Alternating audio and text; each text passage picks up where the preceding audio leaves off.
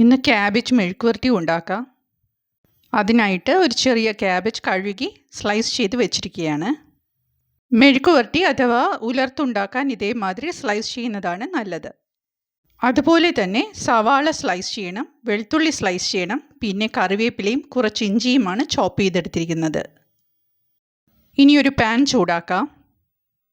Pan ചൂടായി കഴിഞ്ഞാൽ അതിലേക്ക് വെളിച്ചെണ്ണ ഒഴിക്കാം. വെളിച്ചെണ്ണ ചൂടായി കഴിഞ്ഞാൽ കടുകിടാം. നിങ്ങൾക്ക് ഇഷ്ടമുള്ള എണ്ണ എടുക്കാം. കടുക് മുഴുവനും പൊട്ടിക്കഴിഞ്ഞ് ഫ്ലെയിം ഒന്ന് സിമ്മർ ചെയ്യണം. കടുക് കരിഞ്ഞു പോകാതിരിക്കാനാണ് ഇങ്ങനെ ചെയ്യുന്നത്. ഇനി വെളുത്തുള്ളി, സവാള, കറിവേപ്പില, പിന്നെ കുറച്ച് ഇഞ്ചി ചോപ്പ് ചെയ്തതും അതിലേക്ക് ഇടാം. സവാള തിന്നായിട്ട് സ്ലൈസ് ചെയ്യുവാണെങ്കിൽ കൂടുതൽ നല്ലതായിരിക്കും. ഇതെൻ്റെ വീട്ടിലുണ്ടായ കറിവേപ്പിലയാണ്. ഈ കറിവേപ്പില ഒന്ന് വളർത്തിയെടുക്കാൻ ഭയങ്കര ബുദ്ധിമുട്ടാണ്. കുറച്ചൊന്ന് വലുതായി കിട്ടിയതിൻ്റെ ഒരു സന്തോഷം എനിക്കുണ്ട്.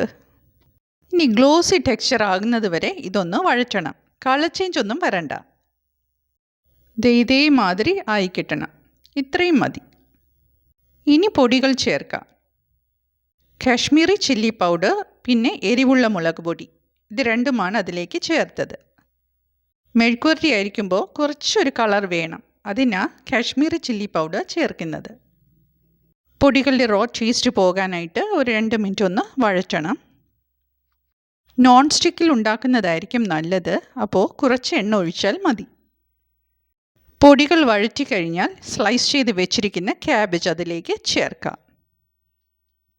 ചെറിയൊരു ക്യാബേജ് ആയിരുന്നു, സ്ലൈസ് ചെയ്ത് വന്നപ്പോൾ കുറേ ഉണ്ട്. സമയമുള്ളപ്പോൾ ഇതേമാതിരി സ്ലൈസ് ചെയ്ത് ഫ്രിഡ്ജിൽ വയ്ക്കുവാണെങ്കിൽ ജോലിക്ക് പോകുന്നവർക്ക് ഇത് സൗകര്യമായിരിക്കും. ഞാനിവിടെ ഉപ്പുനീരാണ് ഒഴിക്കുന്നത്. ഓർഗാനിക് കല്ലുപ്പ് വാങ്ങി വെള്ളം ഒഴിച്ച് കലക്കി വെച്ചിട്ടുണ്ട്. എപ്പോഴും അയഡൈസ് സോൾട്ട് ഉപയോഗിക്കാറില്ല. ഇനി ഇത് നല്ലതുപോലെ ഒന്ന് മിക്സ് ചെയ്യാം. വേറെ വെള്ളമൊന്നും ഇതിൽ തളിക്കുന്നില്ല. മിക്സിങ് കഴിഞ്ഞാൽ അതൊന്ന് ഒതുക്കി വെക്കണം. ലോ ഫ്ലെയിമിലാണ് ഇത് വേവിച്ചെടുക്കുന്നത്. ഹൈ ഫ്ലെയിമിൽ വേവിച്ചെടുക്കാൻ നോക്കിയാൽ ഇത് കരിഞ്ഞു പോകും. ഇനി ഇതേമാതിരി ഒരു അടപ്പ് വെച്ച് അടയ്ക്കണം. ഇഡ്ഡലി ചെമ്പിൻ്റെ അടപ്പാണിത്. അങ്ങനെ ഇരിക്കട്ടെ. ഒരു 3 മിനിറ്റ് കഴിഞ്ഞ് ഓപ്പൺ ചെയ്യാം. ഇനി പഴയതുപോലെ ഒന്ന് ഇളക്കണം. ഇടയ്ക്കൊന്ന് ടേസ്റ്റ് ചെയ്ത് നോക്കണം. ഉപ്പ് കുറവാണെങ്കിൽ കുറച്ചുകൂടി ഉപ്പ് വെള്ളം തളിക്കണം. നല്ലതുപോലെ ഒന്ന് ഇളക്കിയതിന് ശേഷം പഴയതുപോലെ വീണ്ടും ആ പാത്രത്തിൻ്റെ നടുക്ക് ഒന്ന് ഒതുക്കി വെക്കണം. ഇങ്ങനെ ചെയ്യുവാണെങ്കിൽ കരിഞ്ഞു പോകാതെ നല്ല മയത്തിൽ വേവിച്ചെടുക്കാൻ കഴിയും. പഴയതുപോലെ ഒന്നുകൂടി അടച്ചു വയ്ക്കാം. ഒരു 3 മിനിറ്റിന് ശേഷം വീണ്ടും ഓപ്പൺ ചെയ്യാം. ക്യാബേജ് നല്ല മയത്തിൽ കുക്കായിട്ടുണ്ട്. നല്ലതുപോലെ ഒന്ന് ഇളക്കി കൊടുക്കാം.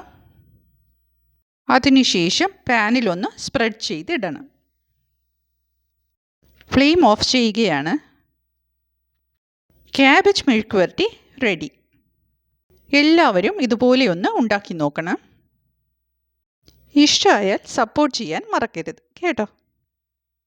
ചോറിൻ്റെ കൂടെ മാത്രമല്ല, ചപ്പാത്തിയുടെ കൂടെയും ഇത് സൈഡ് ഡിഷാക്കാം.